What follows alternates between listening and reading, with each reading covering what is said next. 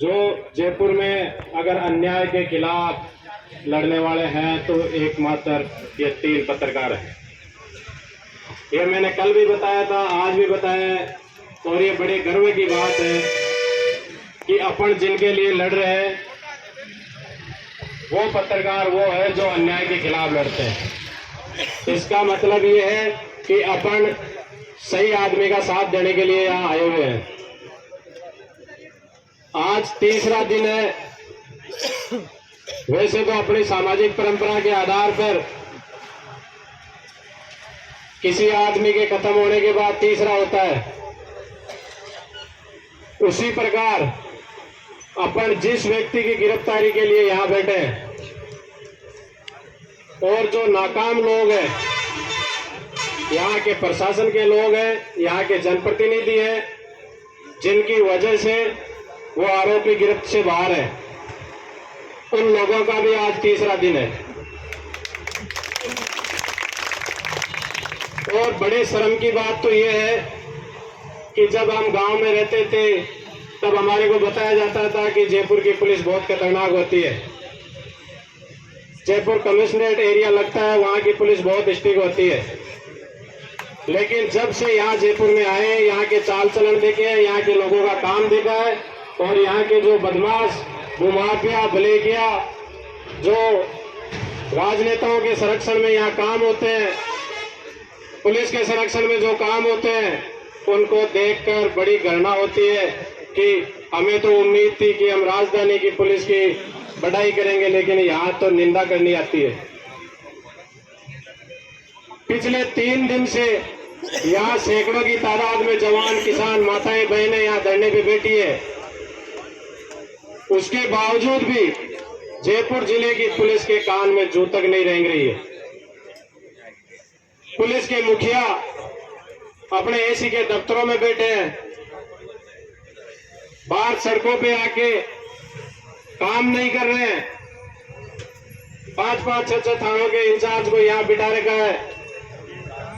तो श्रीमान जी, आपको मैं तो इतना ही कहना चाहता हूँ कि यहाँ जो लोग बैठे हैं ये शांति प्रिय लोग हैं। आप इनकी रक्षा के लिए, इनको रोकने के लिए पुलिस मत लगाइए। आप पुलिस का इस्तेमाल करना है तो आप वहां करिए जहां ये डब्बू सिंह भग रहा है, उसके पीछे लगाओ पुलिस और उसको पकड़ के लाओ। अब उसके पीछे जाने की तो इनकी हिम्मत है नहीं, और यहाँ बिठा रखे, कभी वैशाली से बुलाते हैं, कभी बागरोटा से बुलाते हैं, जोटवाड़ा सर्किल के सारे बैठे हैं। पुलिस का जहां इस्तेमाल होना चाहिए वहां इस्तेमाल नहीं हो रहा है। इसी कारण से ये अपराध बढ़ रहे हैं। और अब यहाँ जो कमेटी बनी हुई है,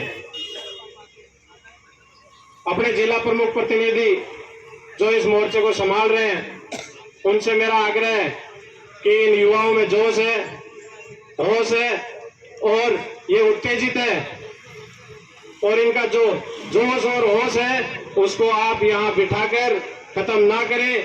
आंदोलन एक ही कड़ी में काम नहीं चलता है, आंदोलन की कड़ियां बनानी पड़ती है। अगले चरण की घोषणा करो। इस थाने की तरफ मुंह करना है या जयपुर की तरफ मुंह करना है, आप घोषणा करो। ये युवा साथी तैयार है।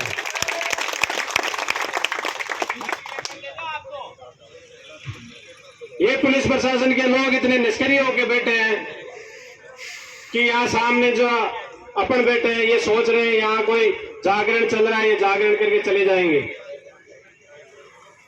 अभी ये जागरण नहीं है, ये जागृति है।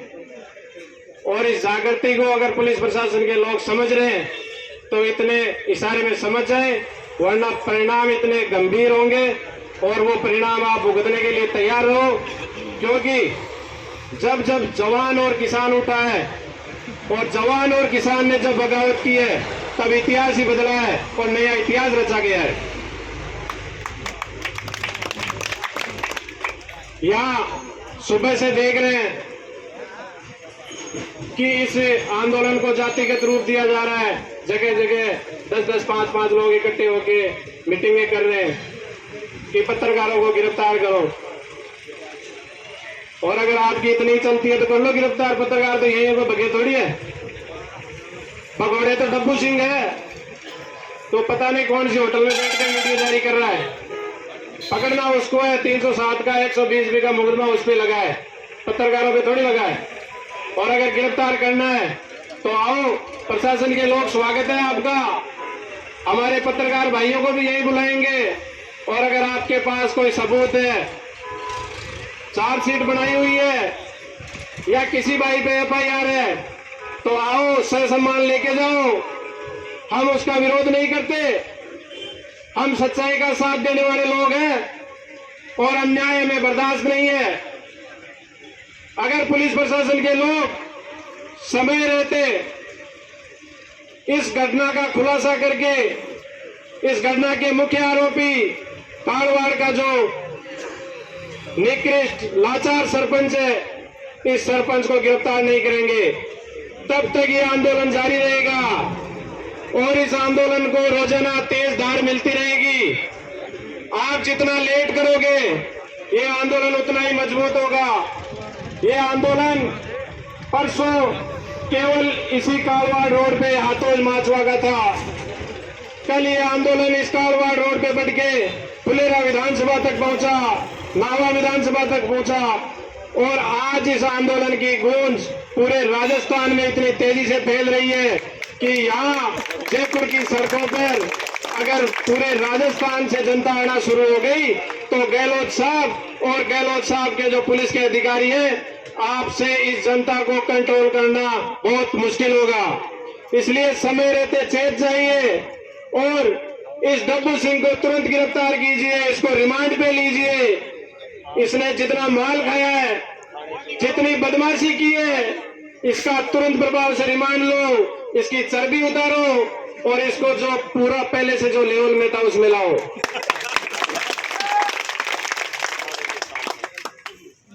ये तुच्छ मानसिकता के लोग वीडियो डालते हैं, मीटिंगें कर रहे हैं, ये कर देंगे वो कर देंगे। करना हम तो 3 दिन से रोड पे बैठे करो।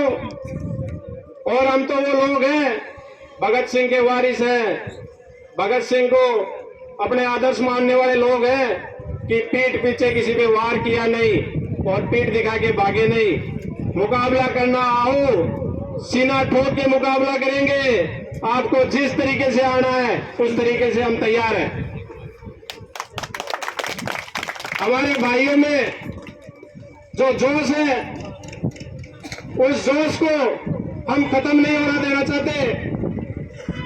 आज इस आंदोलन का 3रा दिन है और इस आंदोलन को आगे की कड़ी की ओर ले जाएंगे। परिणाम जो होगा देखा जाएगा, लेकिन हमारे भाइयों को न्याय मिलना चाहिए। अपने लिए इन 3 भाइयों ने खून बहाया है और अपना सभी का फर्ज बनता है कि जिस प्रकार हमारे 3 भाइयों ने खून बहाया है, रात को 4 बजे भी हमने फोन किया है, किसी दारू के ठेके की कवरेज करनी हो, किसी भूमाफिया की कवरेज करनी हो, किसी प्रभावशाली लोगों की कवरेज करनी हो जो अनैतिक कार्य करते हैं, सफेद चोलों में बैठ के अनैतिक कार्य करते हैं, ऐसे लोगों की कवरेज करने के लिए कमल देगड़ा, रामनिवास मंडोलिया और विवेक जादव रात को 4 बजे भी हमारे पास पहुंचे। ऐसे लोगों के लिए अगर हमारे को खून भी बहाना पड़े तो सबसे पहले मैं तैयार हूं। और हमारे को तो रोजाना धमकियां ऐसे मिलती है जैसे कोई बालाजी का प्रसाद मिल रहा हो। हमारी तो आदत हो गई है, धमकियां देने वाले फोन पे धमकियां देते हैं, करने की औकात किसी की है नहीं। इसलिए कमेटी घोषणा करे, बलि का बकरा बनने के लिए मैं तैयार हूं। आपको अगर मुझे शहीद भी करना पड़े तो सबसे पहले मैं मेरी बलि दूंगा। लेकिन मेरे हृदय से जुड़े हुए मेरे 3 भाई जो 3 दिन से अस्पताल के बेड पे जूझ रहे हैं, बड़े शर्म की बात है कि यहाँ का जो जनप्रतिनिधि है और यहाँ के जो पुलिस के अधिकारी है, जिला पश्चिम की SP है, बड़े कर्तव्यनिष्ठ और बहुत ही अच्छी ईमानदार छवि की पुलिस अधिकारी मानते थे, लेकिन 3 दिन में जो कार्रवाई नहीं हुई उसके बाद उनकी कार्यशैली पे सवाल उठ रहे हैं। हम उनके इस निष्क्रिय रवैये का और उनकी कार्यशैली की निंदा करते हैं। दर्द उसी के होता है जिसके चोट लगी हो। दर्द हमारे भाइयों की हो रहा है, लेकिन अपन महसूस कर सकते हैं क्योंकि अपने भाई अपनी आवाज उठा रहे थे और 2 महीने 3 महीने बाद जब भी तैयार होंगे फिर से यही सितारा बुलंद होगा। यही भाई हमारा समाचार और मरुधल बुलेटिन के साथ इन भूमाफियाओं के ऐसे जो नाकाम सरपंच है, नाकाम प्रतिनिधि है, जो अपना पेट भरने के लिए, अपनी अय्याशी करने के लिए जिम्मेदार पदों पे बैठते हैं और पदों का दुरुपयोग करते हैं, ऐसे सरपंचों की, ऐसे जनप्रतिनिधियों की, ऐसे अधिकारियों की पोल खोलेंगे हमारे भाई। और एक बड़ी खुशी की बात है कि ऐसा समाचार मिला कि भाइयों पे हमला हुआ और उसी एक समाचार में बिना किसी फोन के, बिना किसी निमंत्रण के 3 दिन से या हजारों सैकड़ों लोग पधार रहे हैं। उसी प्रकार आगे भी अपने को आना है, अपना मैसेज फॉरवर्ड करना है कि ज्यादा से ज्यादा संख्या में आना है। हो सकता है आज अपने को इस टेंट से बाहर निकल के टेंट भी रोड पे लगाना पड़े, हो सकता है अपने को जयपुर की तरफ मुंह करना पड़े, कलेक्ट्रेट सर्किल जाना पड़े, सीएम हाउस जाना पड़े। ये टेंट कहां लगेगा ये शाम को डिसीजन होगा। लेकिन जिस प्रकार की ऊर्जा जयपुर के आंदोलनों में, हम जब सेक्टर नागौर जोधपुर इधर आंदोलन में जाते थे तब हमारे को कहा जाता था कि जयपुर बहुत निष्क्रिय है। नागौर वाले जयपुर में रैली करने के लिए आते हैं, आंदोलन करने आते हैं, सिक्कर वाले आते हैं, तो जयपुर का जनाधार उन्हें बहुत कम मिलता था।